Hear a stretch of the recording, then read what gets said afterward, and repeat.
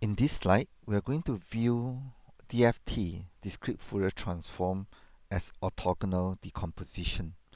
Let's first review orthogonal decomposition, where we introduced it in 6.2.3.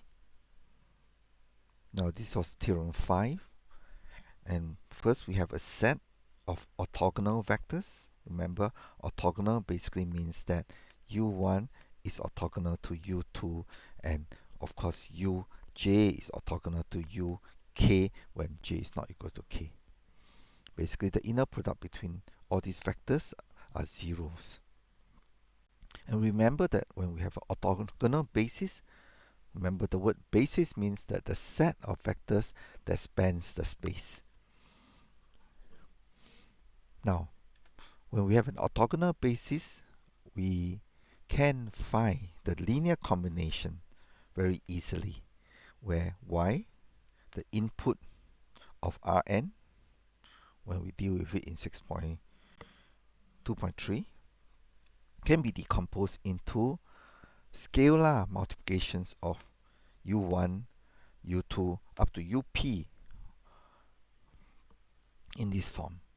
And the coefficients can be found very easily, and it is simply the inner product of y to u divided by the norm of uj squared.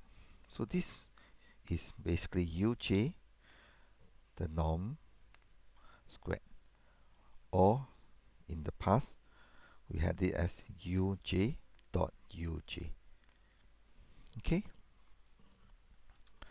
the proof is below. Basically, when the left hand side is dotting with u1, everything else here goes to 0, because we're given that the u's are orthogonal. So if we dot with u1 and on the left hand side, and we dot with u1 on the right hand side, all this goes to 0. So we have c1 u1 dot u1, and therefore c1 is equals to y dot u1. Then you bring this guy down to here, u1 dot u1. So that's the proof. Now, what's the take-home message? It is that we learned in the previous chapter that we can decompose y into scaled multiplications of the basis. And now Fourier says that he's going to tell us what kind of basis we use.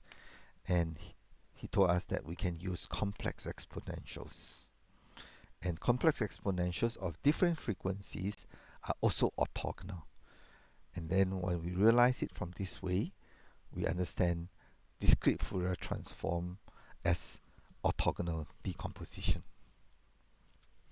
What is the different thing that we need to know, or more things that we need to know between discrete Fourier transform and orthogonal decomposition is this? It is that in the DFT representation, the DFT coefficients, the c's, are complex numbers, and the u, these u's guys here, they are also complex vectors of n dimension. And when we are multiplying cj's with u, we have to evaluate cj as magnitude and phase. The magnitude tells us how much we can change uj by, and the phase tells us how much phase shift we need to introduce to uj. Okay, so in the next slide, we'll go into this detail. Thank you.